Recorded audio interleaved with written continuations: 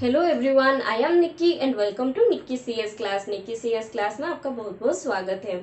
आज के इस वीडियो में हम डिस्कशन करने जा रहे हैं मेगा क्विज 4 का डिटेल्ड सोल्यूशन, जो कि 2 अगस्त 2020 को हेल्ड हुआ था। अगर आप भी ऐसे क्विज देना चाहते हो, ठीक है, तो आप हमारा टेलीग्राम चैनल ज्वाइन कर लो, जिसका लिंक की मैं आपको डिस्क्रिप्शन बॉक्स में दूंगी। एंड यहाँ पर आप डेली बेसिस में क्या कर सकते हो, पेपर 1 एंड पेपर 2 का सब्जेक्ट वाइज क्वेश्चन प्रैक्टिस कर सकते हो, ठीक है। तो चलिए स्टार्ट करते हैं without wasting our time. So first question is, if A and B are any two sets, then A union B, A intersection B is equal to A to the power C, B और B C. So ये question को solve करने के लिए two ways है, ठीक है। आप A एंड B का वैल्यूज लेके इसको प्रैक्टिस कर सकते हो। Otherwise the next one is, we know that A intersection B should be less than equal to A. How this is possible? See, if you are taking A, the value of A is 1, 2 and 3 and the value of B equal to 2 and 3. So what is A intersection B? A intersection B is nothing but 2, 3. Okay, which is nothing but the number of elements in A intersection B is less than equal to the number of elements in A. That is nothing but A intersection B is less than A. Okay, so suppose our B value is also 1, 2, 3. So here what you will get, A intersection B is nothing but 1, 2, 3, which is equal to A. Okay, so it is justified that A intersection B should be less than equal to A. So here the question is A union A intersection B. This is nothing but A union A intersection B is equal to A. Okay, so A union A is nothing but A. So answer for this question will be A. And the next question is, which of the following is true? A minus B intersection A intersection B. Here also you can take some example of A, B like this and find out the answer. But the best way to find answer in this case is to make a Venn diagram. If you are making a Venn diagram, your answer will be perfect and you will get the answer within some few seconds. Okay, why? Because here the LHS part for everyone, you can see here it is same. Okay, so making the Venn diagram will take less time. Okay, so what will be the answer here? Suppose this portion, this one is A and this one is B, and we know that A union B will be this whole thing. Okay, and this is nothing but our universal set, and this portion is A intersection B. So what is A minus B? A minus B will be this portion. Okay, only A without B. So A minus B is nothing but it is denoted as this symbol. Okay, suppose this one will be what? B minus A. Okay, B minus A. So B minus A is nothing but this one.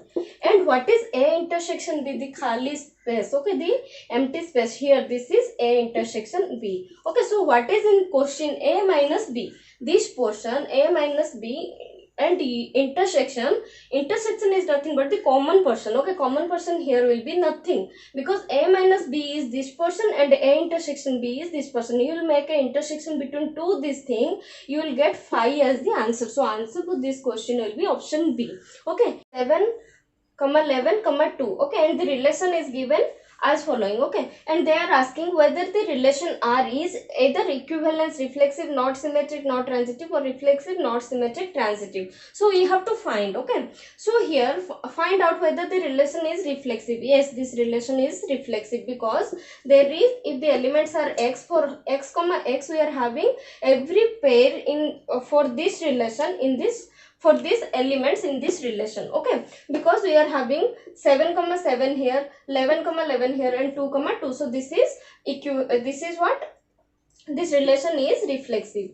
Okay, and what is for symmetric? For symmetric we can say that 7 7. Okay, this is symmetric as well. 7 11, 11 7 is there or not? Yeah, 11 7 is there. Here we are having 11 2, but we are not having 2 11. Okay, so this is not symmetric. This relation is not symmetric, because for 11 2 we are not having the pair 2 11. Okay, so what about transitive? For transitive, if 7 to 7 1 relation is there, then from 7 to 11 1 relation is there, then there should be a relation between 7 and 11. So here 7 and 11 is not present, so it is not transitive also. Say option B is correct for this question. Okay,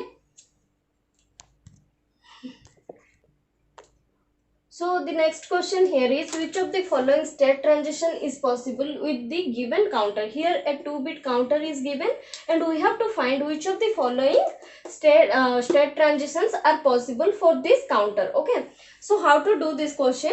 We know that for every flip-flop present here, the next state here will be Q0 plus. Okay, and here the next state will be Q1 plus, and for a D flip-flop the equation for the next state will be direct D0 and here it will be D1. Okay, direct this input will be the answer for this one. Okay, so what are the possible things with two bit possible numbers are 0 0 0 1 1 0 1 1. Okay, so we have to find the next state Q1 plus. So here the next state Q1 plus is nothing but D1, and what is D1? D1 is Q0 bar. So Q1 plus is nothing but Q0 bar. Okay, and what is Q1 plus? Q1 plus Q0 plus equal to D0. Okay, and what is D0? D0 is nothing but Q1 here. Here it is Q1. So what is Q0 plus? Q0 plus is Q1. So write down the values here. Q1 plus equal to Q0 bar. So this value will be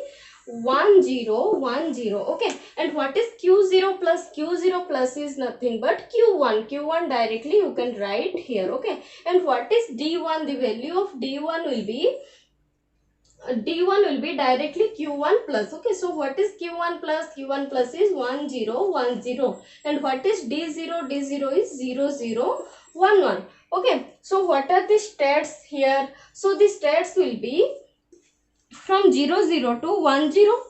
From 0 0 it is going to 1 0. Okay, and from 1 0 it is going to 1 1, and from 1 1 it is going to 0 1, and then from 0 1 it is going to 0 0. Okay, 0 0 directly it is going. So this is nothing but a mod 4 counter, and here they are asking what are the transitions possible here. So from this diagram you can find out the transition possible.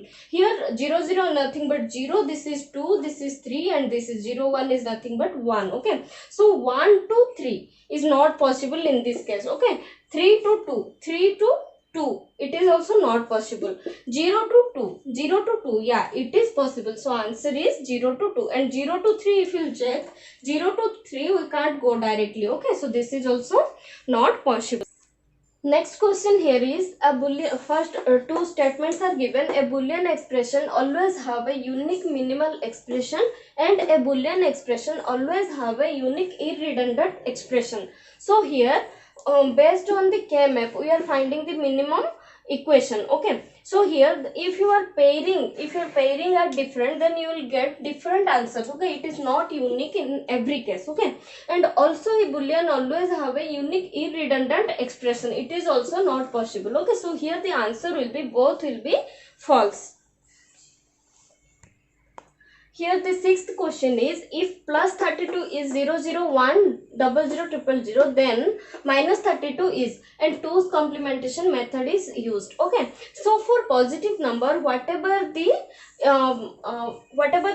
formula you are using as like 2's complement, or whatever method you are using, 2's complement or 1's complement or sign magnitude, the answer will be same. Okay, for unsigned and for every this thing plus will not be changed. Okay, for negative number representation we are having three representation. Okay, one is sign magnitude, another one is 1's complement, another one is 2's complement method. So here they are asking about 2's complementation method. So what is the process to do this one? If you are having plus 32, then first write down the expression. Here they have given to represent in 8-bit. Okay, so for plus 32 what will be in 8-bit? Okay, so for plus 32 we know it will be 0 0 and 1 and 5 zeros. Okay, so what will be the negative of this one? Now take 2's complement of this one. If you are going to take 2's complement for this number, then it will be what? It will be 0 0 0 0, 1 will be 1, just take 2's complement. Okay, 1 will be 1 and 1 1. So this is the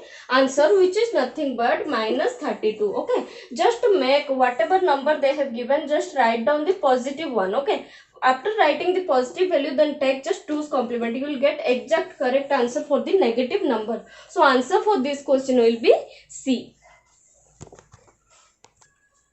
So the next question here is, if IRTT initial round trip time is given and next round trip time is given as 60 seconds, then alpha is given and initial deviation also is given, and we have to find the timeout. Okay, in TCP IP, whenever we are transferring, or in OSI model you can take, okay, whenever we are transferring some data here, so there will be a expected timeout time. Okay, whenever here in between, if your data is lost, okay, or else if your acknowledgement is not arrived in between this time, then here the initial one timer will be there. Okay, at the initial time that will be out. Okay, after this time, after the timeout, the sender will know that there is no acknowledgement. Maybe our data which is sent is what is either lost or receiver did not get the data for some reason. Okay, here what will happen, here the timer after some time, okay, it will be time out. Okay, so here in this position again our receiver sender what will do, it will resend the data from the buffer given. Okay, so that is what we have to find, what will be the timeout time. Okay, so for timeout the formula is expected round trip time. Round trip time is this one. Okay, when our data is going and acknowledgement is coming back. Okay, that is expected round trip time.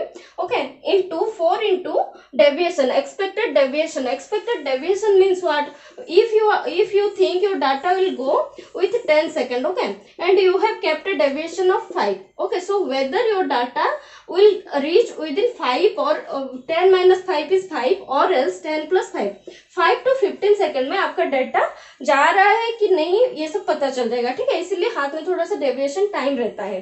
And यहाँ पर here you have to find this one, so that you have to find expected RTT. So from Jacobson algorithm, next deviation dn equal to, formula for this is initial round trip time minus next round trip time, which is nothing but 15 seconds. Then how to find expected deviation? Expected deviation is alpha into initial deviation. Alpha is 0.1 given and initial deviation is nothing but 8 seconds. Okay, then 1 minus alpha is 0.1 into next deviation. Next deviation which was 15 seconds. So this will be 8.7, and expected round trip time ERTT is nothing but alpha into IRTT initial round trip time into 1 minus alpha into this one. So if you will calculate this thing, you will get answer as 46.5. So now we got the expected deviation and expected round trip time. So timeout will be expected round trip time plus 4 into expected deviation, which is nothing but 81.3. So which one is correct? 81.3. This one will be the correct answer. Okay. Next question here is, a building running CSMA CD protocol is having a bandwidth of 512 Mbps and distance of 2 km. Then determine the minimum data size in order to detect a collision. Assume that the signal speed is इतना kilometre दिया है. ठीक है, सो यहाँ पर आपको क्या देखना है, CSMS CD. Okay, this is the thing behind this. The question is if you know the CSMS CD or not. Okay, for CSMS CD to detect collision, we are having the formula transmission time is equal to 2 into propagation time. You have to know this one. Okay, they want to know that even you don't whether you don't know this question or not, these things or not. Okay, for collision detection in CSMS CD, transmission time should be equal to 2 into propagation time. So here the bandwidth is given as this one, so you have to make the unit same. Okay, here Mbps is given. Okay, so you have to make it beats per second. In beats per second it will be, M is nothing but, mega is nothing but 10 to the power 6. So this is 512 into 10 to the power 6 beats per second. And what is distance given here? 2 km. Okay, and speed of the signal or velocity, sometimes they will give you speed of the signal or else they will give you velocity of the channel equal to this one given here. Okay, so here also you have to make it as short. Okay, so 2 into 10 to the power 5, 5 zeros are given kilometer per second. So what will be the data size? So how to know? We know that transmission time is nothing but data size divided by bandwidth. Okay, data size divided by bandwidth, and propagation time will be distance by velocity. Okay, distance by velocity. So by using this formula we can get the data size from here, because all these three things are given in the question. Okay, so data size divided by bandwidth equal to 2 into distance by velocities. From here we can get L. Suppose data size is L. Okay, so L equal to L divided by bandwidth equal to 512 by 10 to the power 6 beats per second, and here 2 into distance is given as 2 kilometer. Okay, distance is given as 2 kilometer divided by 2 into 10 to the power 5 kilometer per second. If you find this one, this propagation time will be 10 to the power minus 5. Okay, and again you can see that L equal to this one, you should take this side. Okay, so 2 into 512 into 10 to the power 6 into this one 10 to the power minus 5. If you calculate this thing, minus 5 and 6, here you will find only 10. Okay, so 2 into 512 is nothing but 1024 and 10 from here. Okay, so this is in bits. Okay, we have converted to bits. So what will be in bytes? 10240 divided by 8 will be this much bytes. Okay, so this is nothing but 1280 bytes. Okay, so correct answer for this question will be 1280 bytes. And the next question is, what are the main responsibilities of transport layer? So transport layer का main हमारा responsibility क्या है, ठीक है?